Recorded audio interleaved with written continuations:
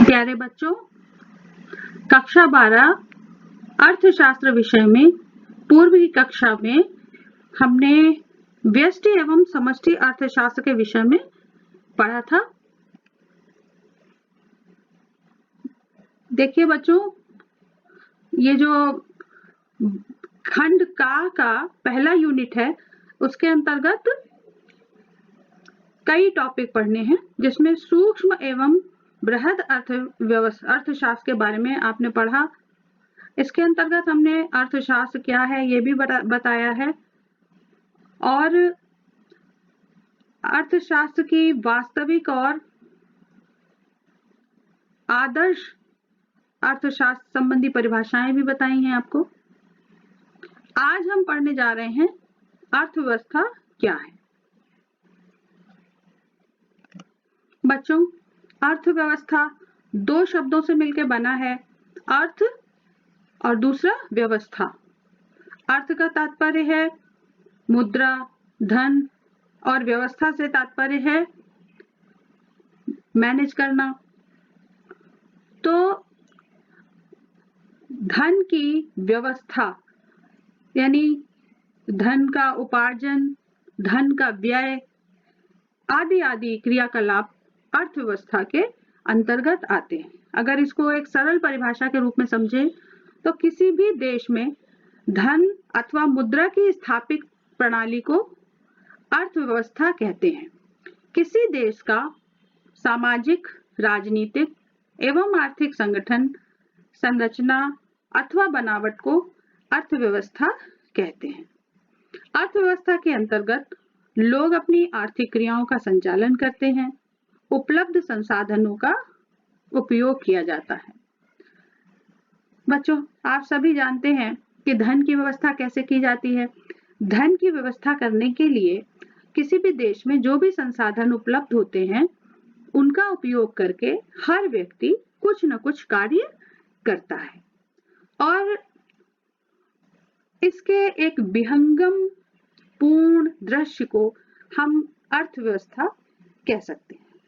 सामान्य तौर पर आप समाचार पत्रों में या टीवी में अक्सर देखते हैं कि भारतीय अर्थव्यवस्था, अमेरिका की अर्थव्यवस्था, यानी यह एक पूरा विहंगम चित्र है।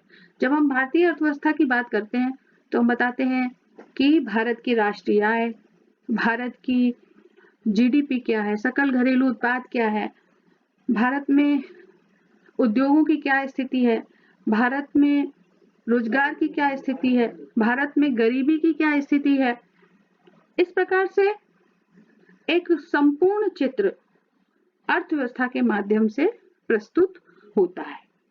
तो किसी भी देश की अर्थव्यवस्था उसके संपूर्ण आर्थिक चरों को भली भांति स्पष्ट करती है, और यह जो आर्थिक संगठन है वो एक ओर राजनीतिक और दूसरी ओर सामाजिक घटनाओं से, प्रणालियों से प्रभावित होता है, उसका आर्थिक गतिविधियों पर असर पड़ता है।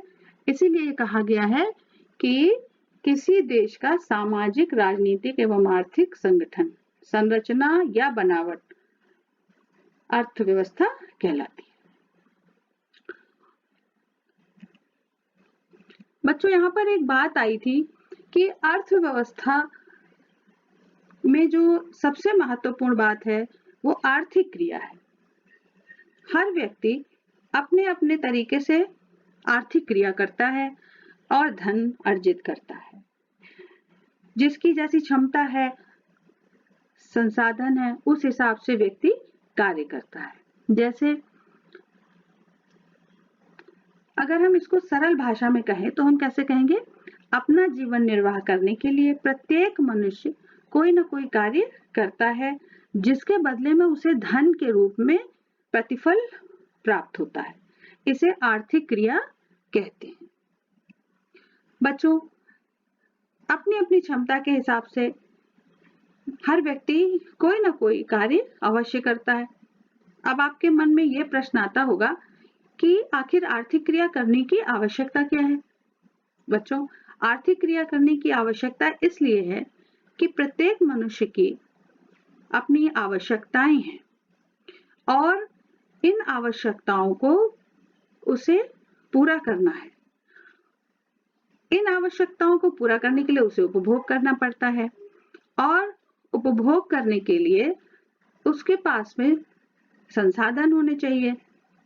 तो जब तक वो आर्थिक क्रिया करके धन का उपार्जन नहीं करेगा, तब तक वो अपने लिए जरूरी वस्तुओं को, सेवाओं को कैसे प्राप्त कर सकता है। इसलिए हर व्यक्ति को आर्थिक क्रिया करनी पड़ती है। तो आर्थिक क्रिया जो है क्या है, जैसे कि अभी आपको हमने बताया था कि आर्थिक क्रिया वह क्रिया है जिसके बदले में हमें धन प्राप्त होता है। जब कोई व्यक्ति किसी कार्य के बदले में धन के रूप में प्रतिफल प्राप्त करता है तो वह आर्थिक क्रिया कहलाती है। जैसे एक अध्यापक का वेतन लेकर पढ़ाना, एक डॉक्टर का फीस लेकर मरीज की चिकित्सा करना, एक मजदूर द्वारा मजदूरी लेकर खेतों में काम करना आदि। ये सब क्या है? ये सब आर्थिक क्रियाएं हैं जो कि व्यक्ति को इसलिए करनी पड़ती हैं क्योंकि उसे अपने असीमित आवश्यकताओं की पूर्ति करनी है। यहाँ पर एक बात और ध्यान दिलाना आवश्यक है कि बच्चों, हमारे पास में जो साधन हैं वो कैसे हैं? सीमित हैं। और हमारी आवश्यकताएं कैसी हैं? असीमित हैं। इन असीमित आवश्यकताओं को हम अपने सीमित साधनों से चुनाव के माध्यम से पूरा करते हैं और अपनी आवश्यकताओं की पूर्ति करते हैं। तो आर्थिक क्रिया का मतलब क्या हुआ कि जिस कार्य के बदले में हमें प्रतिफल के रूप में धन प्राप्त होता है वह आर्थिक क्रिया कहलाती है। आप इसको अच्छी तरह से समझने के लिए आर्थिक क्रियाओं की एक सूची तैयार करिएगा। अब आते हैं अनार्थिक क्रिया को भी समझ लेते हैं।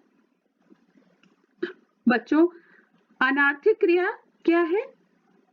जिस कार्य के बदले में व्यक्ति को कोई भी प्रतिफल धन के रूप में प्राप्त नहीं होता है उसे अनार्थिक क्रिया कहते हैं। यानी व्यक्ति कार्य तो करता है परंतु उसे धन के रूप में प्रतिफल प्राप्त नहीं होता। जैसे किसी महिला का अपनी बच्ची को पढ़ाना, किसी डॉक्टर का अपनी पत्नी की चिकित्सा करना, किसी नर्स के द्वारा अपने बेटे की चिकित्सा करना। ये सब अनार्थिक क्रियाएं कहलाती हैं। इसमें किसी भी प्रकार का प्रतिफल नहीं मिलता। इस प्रकार से आप बहुत सारे सामाजिक कार्य भी करते हैं, जैसे किसी गरीब व्यक्ति को की कुछ सेवा करते हैं, उसके लिए कोई काम करते हैं, समाज के लिए कुछ काम करते हैं, उसके बदले में